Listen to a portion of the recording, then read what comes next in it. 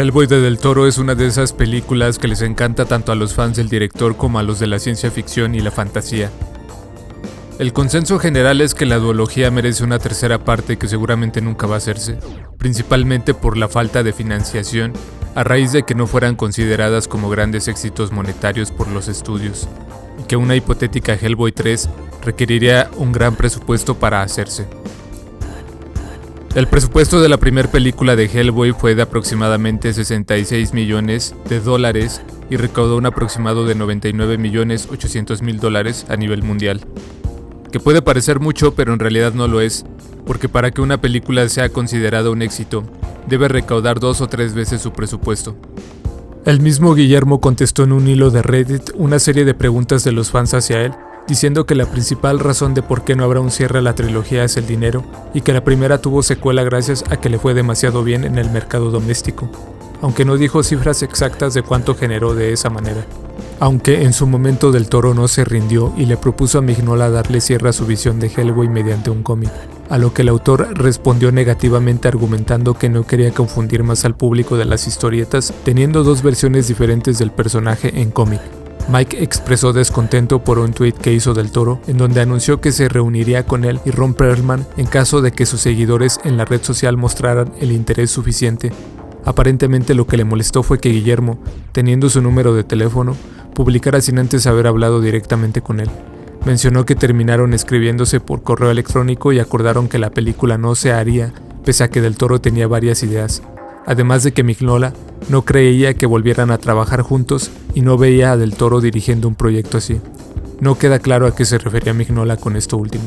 Es importante decir que el mismo Mignola ha mostrado cierta insatisfacción acerca de la manera en que su obra ha sido adaptada al cine, pese a que en su momento le dijo a Del Toro que podía cambiar lo que quisiera. En una entrevista de parte de Sci-Fi en 2018, Mike se dirigió con respeto acerca de la adaptación de Del Toro, a la vez que mencionó que fue duro para él ver los cambios estilísticos y narrativos que tuvo su obra en la adaptación al cine, dando a entender que en efecto no estuvo de acuerdo con dichos cambios, no teniendo otra opción más que intentar mentalizarse para dejarlos pasar, diciéndose a sí mismo como consuelo que las películas son versiones alternativas de su creación que tal vez de alguna manera se mantienen fieles al espíritu de la misma.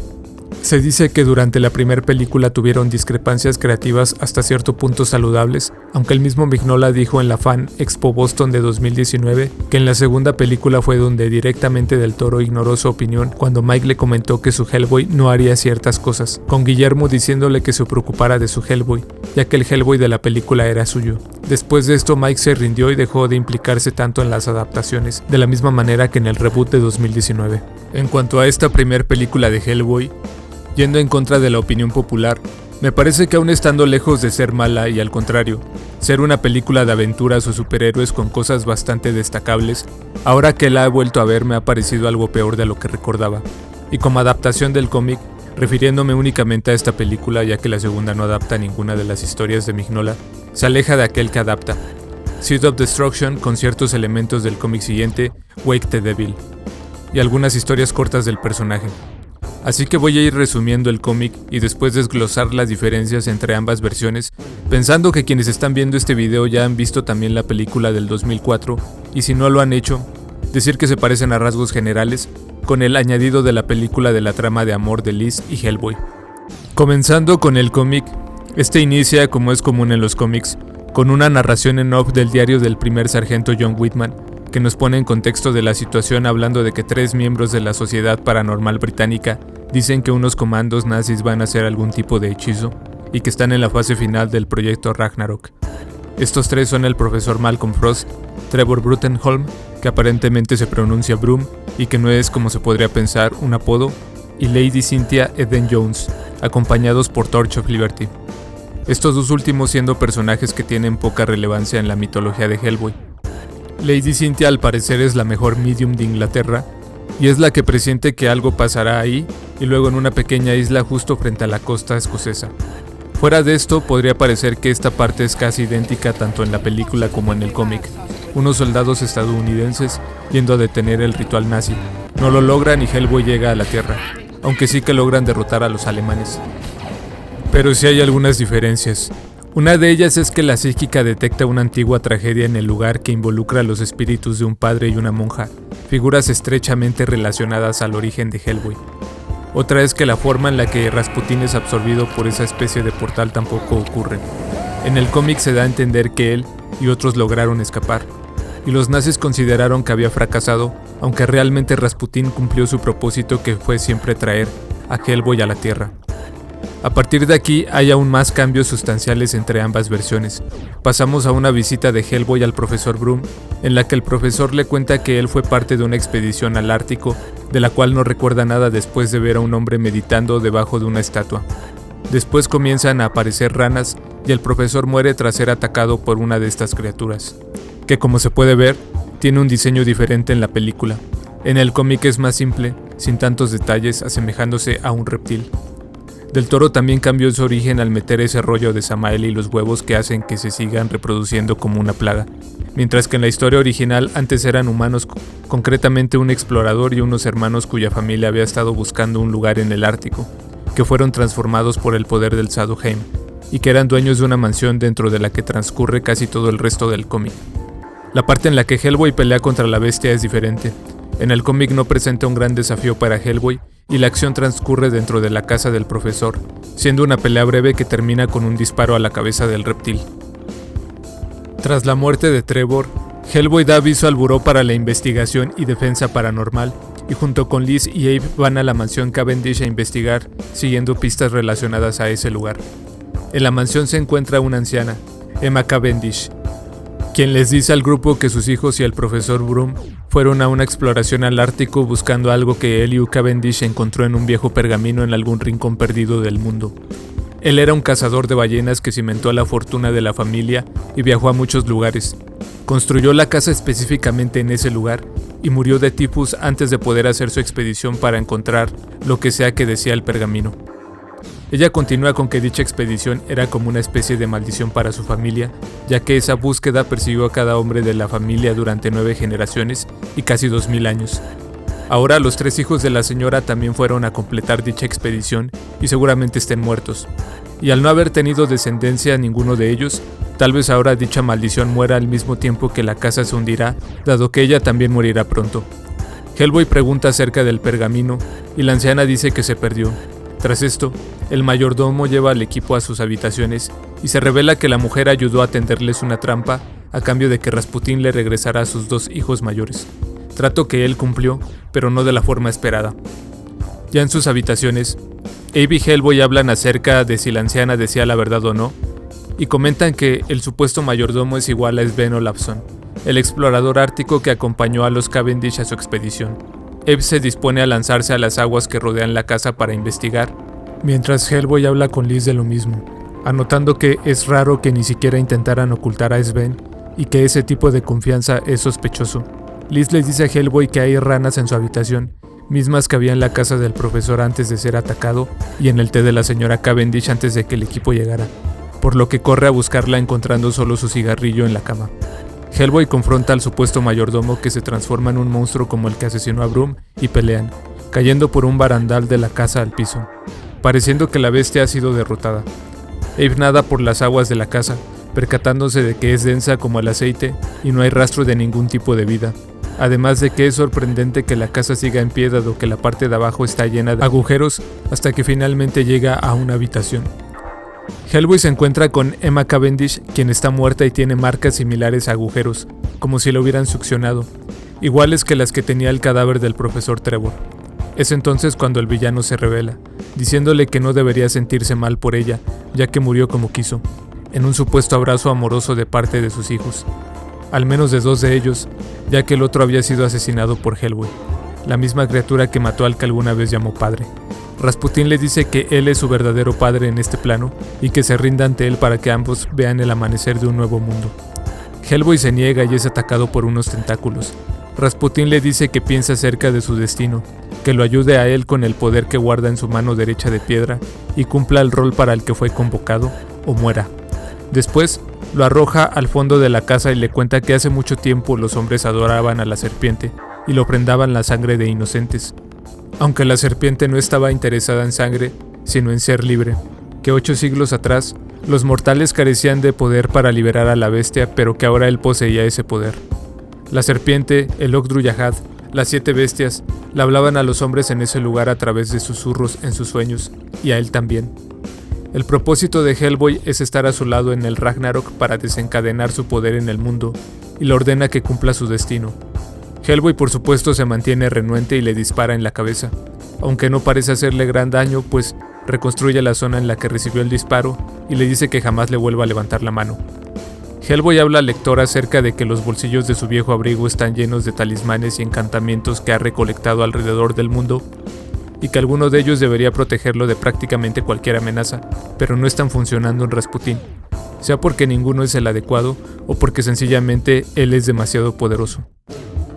El malo le cuenta su historia, diciéndole que hace 80 años, en el palacio del príncipe Yusupov, fue envenenado, disparado y arrojado al hielo. Ahí fue cuando la serpiente lo llamó y le mostró su propósito, presidir la caída de la humanidad. El monstruo que aparentemente había derrotado hace no mucho aparece detrás de Hellboy, y Rasputín le dice que el poder de los reyes dragón crece en él en cada latido de su corazón. Ahora ya no queda nada de Sven, y a diferencia de los 3 hermanos Cavendish, con él tuvo más éxito puesto que en ellos aún había algo de humanidad hasta que asesinaron a su madre. Abe continúa explorando y anota que ese es un lugar de muerte, y que algo se ha estado pudriendo en los restos de la casa. Ve una rana y después a los que alguna vez fueron los Cavendish devorando el cadáver de su madre. Abe anota que siente cierto tipo de familiaridad con los anfibios. Se aleja del lugar y llega a un cuarto en donde parece estar Elihu Cavendish. Volvemos con Hellboy, quien en esta ocasión es apaleado por el que alguna vez fuera Sven Olafsson, mientras Rasputín continúa su historia. Se fue de Rusia tras los reportes de su muerte, viviendo 20 años en aislamiento predicando a las almas valientes que se atrevían a acercarse a él, contándoles acerca del Ragnarok, la nueva era de la serpiente, como un profeta del apocalipsis. Aunque la mayor parte del tiempo la pasaba en silencio esperando escuchar las voces que le habían hablado en el río congelado, sin éxito, esperando otra forma de comunicación, esperando una señal, hasta que llegó Himmler, un pequeño y asqueroso hombre que quería contratarlo para llevarlo al que había sido un antiguo enemigo de su amada Rusia, Alemania. Fue presentado ante un hombre de bigote chistoso, loco y condenado, dándose cuenta que podría aprovechar recursos ilimitados y que aunque todos los seguidores de ese hombre eran mentes insignificantes para él, tontos, notó que eran gemas sin pulir que no estaban limitadas por la conciencia y la moralidad.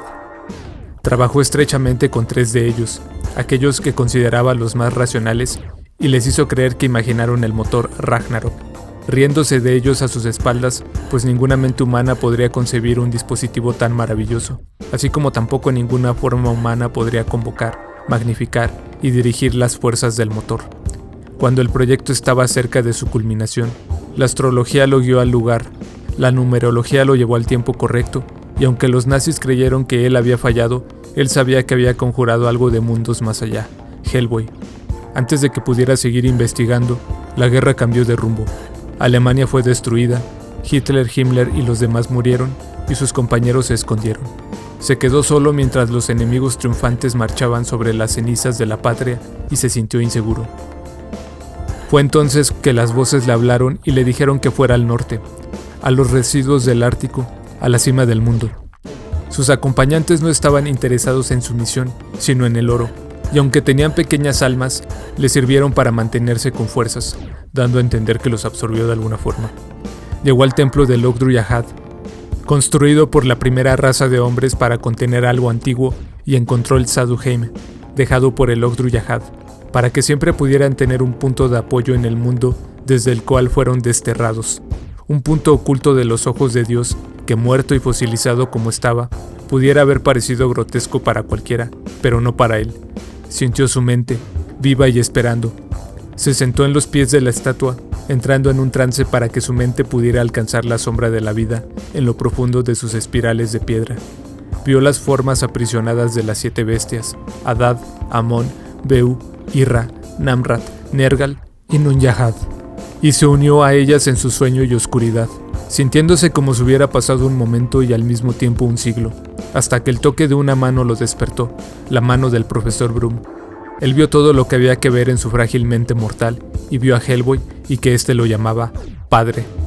El Sadhu-Heim tenía hambre, pero Rasputín le pidió que no comiera a los Cavendish, ni al profesor, ni a Olafsson, ya que él vio potenciales discípulos que servirían en su plan en lugar de solo ser un bocado rápido para el dios antiguo. El Sadhu-Heim estuvo de acuerdo dejando vivir a los humanos y convirtiéndolos en vasijas para la semilla de la gran serpiente. No eran suficientes, así que buscó al resto de humanos que vio en la mente del profesor y los llamó con sus poderes telepáticos, yo supongo, para que transportaran al Sadhu-Heim y después lo dejó alimentarse con ellos. Todos excepto al profesor, a quien dejó escapar sabiendo que él contactaría a Hellboy inmediatamente y mientras tanto el poder de Rasputín seguiría aumentando. Le dice que su paciencia fue recompensada, pues Hellboy terminó llegando ahí tal como quería, además de una fuente extra de poder, quien ahora está bajo el control mental de Rasputín. Como es de esperarse, Hellboy amenaza a Rasputín, aunque dice no estar interesado en dañarla, pues le han hecho más daño los doctores y los científicos que la han pinchado y sondeado por años sin siquiera acercarse un poco a la naturaleza de su regalo. Aparentemente su poder es un ser viviente, tan vivo como él y Hellboy, y como ser viviente necesita espacio para respirar y crecer, espacio que él va a darle para aprovechar su poder. Procede a decirle a Hellboy que es momento de terminar la conversación y presenta al Sadhu-Heim, el cual ahora está fuerte tras alimentarse de la carne de los hombres de cada puerto desde ahí hasta el círculo ártico, además de haber chupado la vida de ese lago antiguo sobre el que se encuentran. Ahora que tiene el poder de Lis a su disposición, lo canalizará junto al suyo dentro del vacío para despertar a los prisioneros y traerlos al mundo. Le ofrece una última vez a Hellboy unirse a él, a lo que responde que se vaya al infierno. Rasputín menciona que no es necesario, pues el infierno ya está llegando. Hellboy sabe que está en serios problemas y se pregunta en dónde está Abe, quien está desmayado frente a la figura de Helio Cavendish. El villano le dice a Hellboy que ahora que tiene el poder de Lis, él es solo una molestia, mientras la criatura que alguna vez fue Sven está chupando la energía de Hellboy, mediante su lengua sin que él pueda hacer nada al respecto. Rasputín comienza a convocar a los 7 Yahad, y Hellboy por fin logra liberarse del reptil, metiendo una granada dentro de su boca y haciéndolo estallar. No sin antes disculparse con Sven en caso de que aún quede algún vestigio de él. Vemos a una raza alienígena que monitorea la prisión de los 7 dioses del caos desde una especie de satélite, diciendo que solo el poder que los aprisionó puede liberarlos y que quienes sean quienes buscan liberarlos son unos tontos. De regreso al escenario, Hellboy comienza a recuperar las fuerzas y Rasputín parece muy feliz de estar cumpliendo con su propósito, pero de repente un arpón lo atraviesa justo en el medio del pecho. Es Abe, quien parece estar en una especie de trance. Tras de él está lo que parece ser el fantasma de Helio Cavendish, quien le dice a Lis que despierte. Ella explota en una llamarada y cae, no sin antes herir al Sadhu-Heim, que grita de una forma bastante molesta según Hellboy. Los 3 se alejan y la criatura queda envuelta en llamas, con Hellboy anotando que fue un error de parte de Rasputín burlarse de los científicos y doctores, creyendo que simplemente podía ir y drenar el poder de Lis, y que si le hubiera preguntado, él le habría hecho notar su error. La casa templo empieza a caerse a pedazos, y Lis y Abe se van, mientras Hellboy se queda a pelear contra el mago quien sigue vivo, y le dice que sigue siendo su amo. Hellboy responde que tal vez lo convocó a este mundo, pero él jamás se lo pidió, así que no le debe nada. El pelón insiste en que si lo mata nunca sabrá su origen, a lo que Hellboy responde que puede vivir con eso, y lo destroza de un derechazo con su brazo de piedra. Antes de que su cráneo sea hecho pedazos, Rasputín le dice a Hellboy que lo verá arrastrarse ante él, y que ese no es el fin. Hellboy responde que para Rasputín sí lo es, y lo pulveriza. La casa termina de destruirse, y Abe le cuenta a Hellboy que no recuerda mucho, excepto que estaba viendo lo que parecía ser una estatua de Helio Cavendish, y lo siguiente ver a un tipo atravesado con un arpón. Hellboy dice que parece que fue poseído por el espíritu de Helio, a lo que Abe le culpa a él, ya que mató a los últimos Cavendish, motivo suficiente como para que regresara de la tumba para vengarse. Hellboy dice que pudo ser eso, o que estaba enojado porque alguien más hubiera encontrado el tesoro que él y su familia buscaron por tanto tiempo. Lis tampoco recuerda mucho y fuma un cigarrillo, diciendo que se siente mejor de lo que se ha sentido en bastante tiempo, como si hubiera sacado algo de su sistema. Hellboy, por su parte, dice que estará dolorido en la mañana. Abe le pregunta si le dijo algo a Rasputín mientras estaban solos, y él responde que no,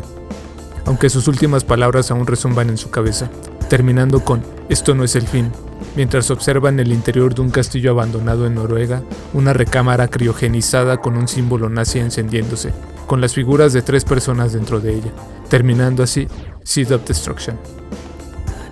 Diré que a mí me gusta que las adaptaciones sean lo más fieles posibles al material que adaptan, y que si no adaptan alguna historia en concreto y se decide hacer una historia original, o con solo cierta inspiración en algunas ya existentes, que por lo menos se respete la esencia original del material de origen.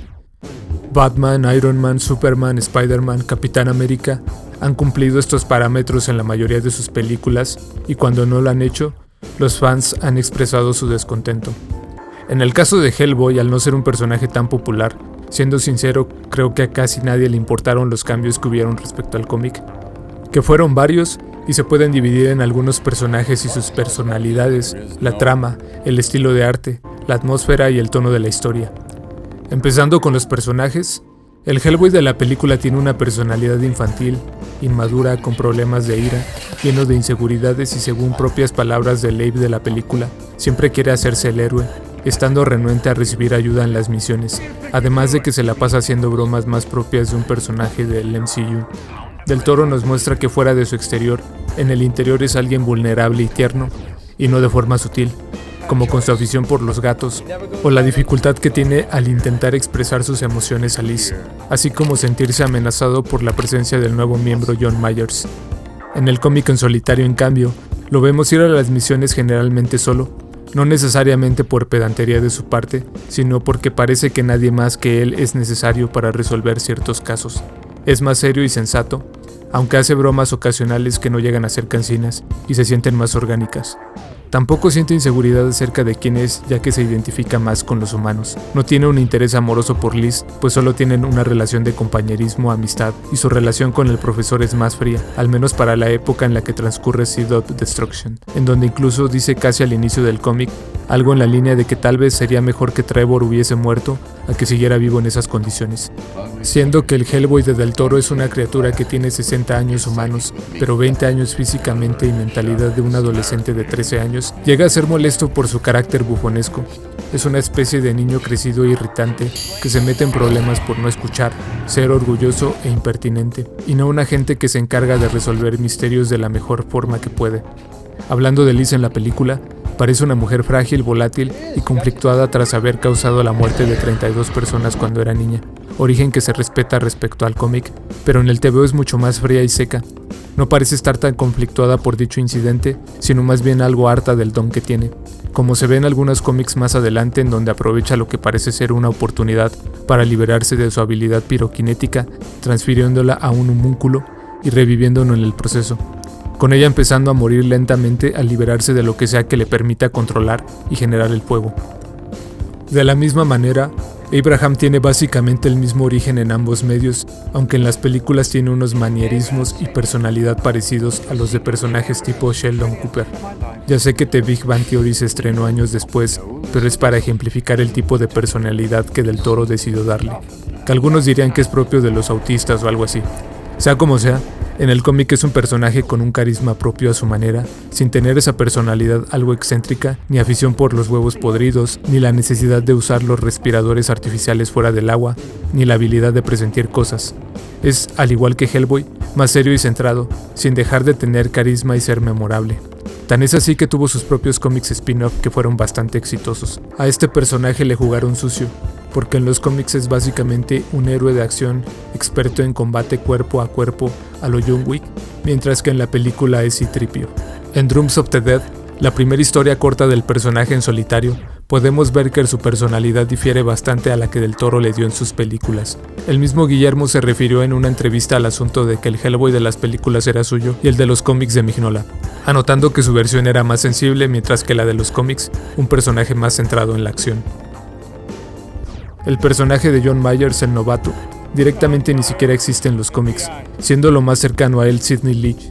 el nuevo integrante del buró que aparece solamente en Wake the Devil y después en Almost Colossus, aparentemente retirándose del equipo después de esa historia, tal vez dándose cuenta de que ese trabajo no era lo suyo después de terminar con las manos quemadas gracias a Liz y presenciar la muerte de otro miembro del buró. Por su parte, el director del BPRD, Thomas Manning, es un personaje bastante odioso en la película, irrespetuoso con su equipo y obstinado, mientras que en el cómic es un líder competente y respetado por sus subordinados, con quienes se lleva bien, aunque a veces tiene que hacer cosas que no le gustan para mantener contentos a sus superiores. Me parece que Del Toro le dio un poco de la personalidad de Malcolm Frost, un personaje del cómic y miembro del buró que siempre despreció y temió a Hellboy, dedicando su vida a querer matarlo. Sobre la raza alienígena que aparece cerca del final del cómic, no tiene gran relevancia salvo un personaje del cómic que aparece en Conqueror Worm, el cual revela que fue enviado para matar a Hellboy, pero al final quiso darle una oportunidad de vivir al percatarse de que era bueno, diciéndoles a los otros miembros de su raza que en caso de equivocarse enmendaría su error. Nuevamente observamos a estos seres cuando el Ogdru-Yahad llega a la Tierra en un cómic posterior, porque sí, spoiler, el Ogdru-Yahad es liberado en algún momento. Hay otro personaje menor en la película extraído de una de las historias cortas de Hellboy, el cadáver viviente que carga durante su incursión en el castillo cuando buscan a Rasputin. En el minicómic The Corpse, Hellboy va a Irlanda en 1959 a recuperar a una niña que fue robada por unos seres mágicos. Me parece que son una especie de hadas que no han tenido descendencia en muchos años y secuestraron a la niña con el objetivo de educarla como si fuese de su raza. Dichos seres le dicen a Hellboy que debe darle una sepultura cristiana al cuerpo de Tam O'Clany antes de que amanezca, y si lo logra, recuperará a la niña, haciendo que nuevamente el personaje del cómic difiera bastante del de la película, en donde no se nos explica su origen y su nacionalidad y nombre son cambiados a Iván Klimatovich, haciéndolo una especie de ruso o algo por el estilo. Sobre el profesor Broom no había mucha información para ese entonces y no veríamos más de él hasta cómics posteriores, como Rasputin, la voz del dragón, una serie de cómics precuelas sobre Rasputin que saldría hasta 2017, en donde podemos ver a un profesor Broom más joven. Es por esto que no tiene caso hacer una comparativa, aunque Mignola decidió hacerlo un simpático investigador paranormal. En cuanto a los nazis, ninguno de ellos sale hasta el segundo cómic, pero de todas formas son bastante diferentes respecto a su adaptación al cine. Ilsa Hauptstein no tiene un interés amoroso con Rasputin, sino que está enamorada de un vampiro, Vladimir Grigorescu, quien fue asesinado por los nazis porque le temían, a quien planea revivir mediante un ritual que ya lo ha revivido varias veces antes para que puedan estar juntos. Si bien Ilsa siente respeto y admiración por Rasputin, no lo ve con esa especie de fe ciega, llegando incluso a dudar un poco de él en Wake the Devil. En el caso de Karl Ruprecht Kronen, en la película sabemos que le gusta autoinfligirse dolor y que tiene la sangre hecha polvo, pero en el cómic él puede hablar, incluso siente culpa tras matar a uno de sus colegas, Leopold Kurtz, cuando este quería acabar con Hermann von Klepp, uno de los villanos icónicos de Hellboy. Tanto Kurtz como Karl aparentemente mueren en Wake the Devil, aunque se revela después que sobrevivieron. Ellos dos son, junto con Ilsa, los tres discípulos de Rasputin que son más bien personajes algo secundarios dentro de la historia, aunque sí que Ilsa es la que termina teniendo mayor importancia en el cómic y Kurtz ni siquiera aparece en las películas. En cómics posteriores a la película, como el ya mencionado Rasputin, la voz del dragón, o BPRD, Hell on Earth, The Devil's Engine, Mike nos muestra más sobre él. Él era un científico nazi cruel, probablemente basado fuertemente en Joseph Mengele por sus experimentos, que sufrió un accidente que lo dejó lesionado, otorgándole aparentemente una apariencia monstruosa, forzado a vivir en un traje protector tal vez por un desorden obsesivo-compulsivo y su fobia a las bacterias. Llegó a hacer zombies gracias a sus experimentos, pero al igual que el caso del profesor, al haber salido su origen muchos años después de la película, esto no lo puedo tomar en cuenta. Pasando a la ambientación, he de decir que si bien la visión de Del Toro se acerca por momentos a la del cómic, se pierde un poco algo característico de las historias, que son estos escenarios alejados de las grandes ciudades, pues se desarrollan mayormente en lugares remotos cerca de la naturaleza. Las escenas dentro de las alcantarillas se acercan a la mansión de los Cavendish, al igual que el principio de la película, que me parece muy acertado en este sentido. Y aunque los escenarios del Ártico y de cerca del final de la película también me gustan, se desmarcan un poco de los originales. Considero que el segundo tiene mucha iluminación y espacio, lo que hace que se vea menos tétrico y claustrofóbico, además de perderse elementos como la estatua del Sadduheim y la influencia de En las montañas de la locura de Lovecraft, que se percibe en Seed of Destruction con la expedición que tuvo un final trágico. En la Cumbre Escarlata vemos una mansión que es el tipo de escenario que habría sido apropiado para la adaptación al cine de Hellboy, por lo que me sorprende que Guillermo decidiera llevar la mayor parte de la acción a la ciudad y a las alcantarillas. Esto cambia la estética general de la historia, resultando en algo más estándar y típico.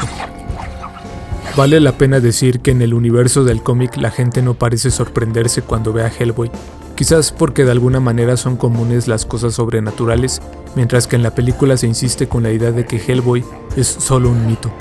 hecho así en el guión con la intención de generar un conflicto entre él y el mundo, aumentando sus inseguridades y las de Liz al ser tratados como monstruos o seres extraños. Esto incluso por el mismo Manning, quien los trata como fenómenos, lo que tiene la intención de añadir dramatismo al momento en el que Hellboy debe decidir si hacerle caso a Rasputín o no.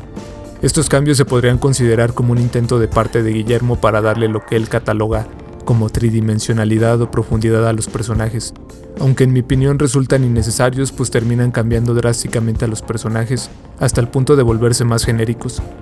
La historia de amor entre él y Liz tampoco ayuda, pues se le dedica bastante tiempo, haciendo que la película comience a sentirse pesada a partir de esta escena, en donde personalmente comencé a aburrirme, además de parecerme que no lleva a ningún lado esa subtrama con Myers conviviendo con Sherman e intentando enamorarla. Yo creía que se hacía con la intención de que ellos dos terminaran juntos, pero al final se hace para remarcarnos aún más la inmadurez y actitud infantil de este Hellboy, pues Liz realmente jamás mostró interés en Myers. La escena con el niño directamente me dio algo de vergüenza ajena. Si se supone que es una película de superhéroes, fantasía o como se le quiera categorizar, se siente casi como si la mitad de la película fuera un intento de película de amor y el otro como una película de acción-aventuras. Es como si Del Toro quisiera contar una historia de amor entre dos seres extraños y la metiera con calzador en esta película de Hellboy, idea que retomaría después para La forma del agua, prácticamente plagiando al personaje de Abe, llegando incluso a confundir a mucha gente que hasta cree que esa película es una especie de precuela que cuenta la historia de Abe. Creo que ese tiempo habría estado mejor invertido en contarnos la historia de Rasputín, ya que durante la película realmente no se entienden mucho sus motivaciones, ni lo que es el Ogdru Yahad haciéndolo parecer un villano genérico que simplemente quiere destruir al mundo. Y tampoco es que en el cómic sea un villano súper complejo, pero sí resulta interesante su historia y la manera de contarla, dándonos mayor contexto sobre la mitología del Ogdru Yahad. En Wake the Devil, incluso en algún punto dice que no le agrada del todo la idea de sentirse como un simple peón y buscará si puede lograr algo más por su cuenta. Igualmente no soy un gran fan de darle tanta importancia a Krueger, pues si bien entiendo que su diseño probablemente le encantó a Del Toro al punto de darle más protagonismo y una historia que él consideró como más interesante, terminó opacando y quitándole tiempo a Rasputín, convirtiéndose en el cuarto enemigo de la película además de Ogdru Hen, Rasputín y Samael. Y la pelea de Hellboy contra Carl ni siquiera es espectacular o dramática. Tampoco soy fan de esos cambios estilísticos en el arte, pues los personajes de Mignola tienen unos diseños memorables por sí mismos, que me hubiera gustado ver adaptados de forma más fiel. Esa túnica de Rasputín, el diseño reptiliano de estos seres, la vestimenta de Liz, los grandes ojos de Abe, la estatua del Sadduheim, etc., se pierden, aunque me parecen las cosas menos criticables de la película, porque no es que sean malas, pero son innecesariamente diferentes. Ahora, la razón de tantas críticas de mi parte a la visión de Del Toro es porque siento que se toma muchas licencias creativas como si la obra de Mignola no fuera lo suficientemente creativa por sí misma, cuando al contrario, Mike tiene creatividad de sobra. Sobre todo porque tiene muy claras sus influencias que provienen del folclore del mundo. Por ejemplo, las ranas del cómic están inspiradas por un mito africano sobre la rana, el hombre, un perro y Dios, de la misma manera que la historia del cadáver que Hellboy debe enterrar antes del amanecer está inspirado por el cuento irlandés Tejo Kane y el cadáver. Dentro de los mismos cómics, Mignola nos cuenta sus influencias e inspiración para los personajes e historias que resultan interesantes. Regresando a la película, creo que se pudo haber dado importancia al personaje de Elliot Cavendish, como verlo intentar comunicarse con Abe con ese tipo de escenas ya cliché en donde se escuchan voces, unos flashbacks de él o yo que sé, elementos por el estilo, y mejorar las escenas de acción respecto al cómic, que no me parecen tan bien hechas, y que en la película también quedan a deber pues no son tan espectaculares y se notan mucho los cables. No me gustan el humor de Del Toro con esos chistes que parecen sacados del MCU, ni tampoco el personaje de Rasputín, porque pareciera que simplemente eligieron a un actor y lo raparon, cuando en el cómic por alguna razón me parece más memorable y carismático. Así que pese a conocer el material de origen, considero que Del Toro no logra hacerle justicia, cambiando cosas innecesariamente que terminan tergiversando la esencia de Hellboy. Intenta abarcar muchas historias al mismo tiempo y mete elementos que él pensaba que eran interesantes, pero que terminan haciendo aburrida la película en varias partes. Los dramas y conflictos casi que van en contra de todo lo que representa Hellboy.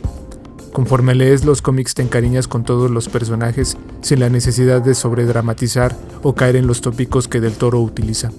Sencillamente considero que el cómic de Hellboy tiene mucho más potencial que no se ha explotado como se podría al quitarle precisamente todo aquello que lo hace especial, que no es otra cosa que, en palabras del mismo Clive Barker en el episodio del tercer volumen del cómic menciona, su encantadora simpleza, así como su apartado visual y mitología.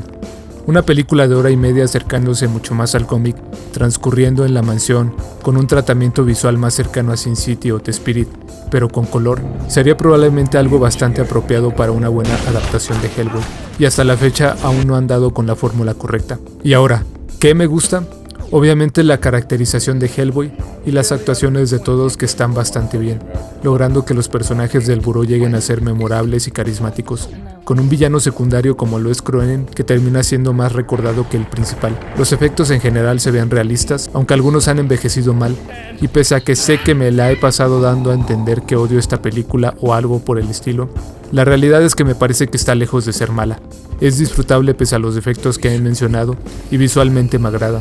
Los decorados y las escenografías son impecables y tienen ese sello que convertiría a Del Toro en uno de los directores de fantasía favoritos de los fans de esos géneros, y en un referente. Tiene buena fotografía, y aunque la música llega a parecer más propia de Harry Potter o algo por el estilo, funciona en general si no le prestas mucha atención sin que tampoco quieras ir a escucharla por separado. Casi que está de más decir que es bastante mejor que una gran cantidad de películas de superhéroes o de géneros similares.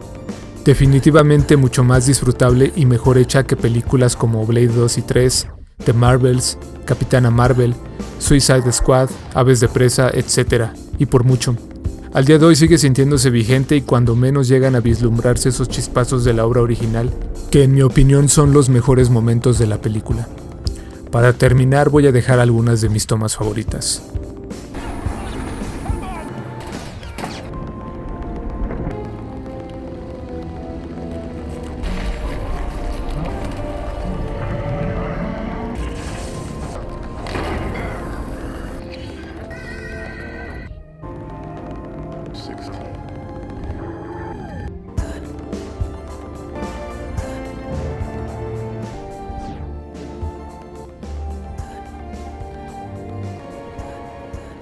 He will open the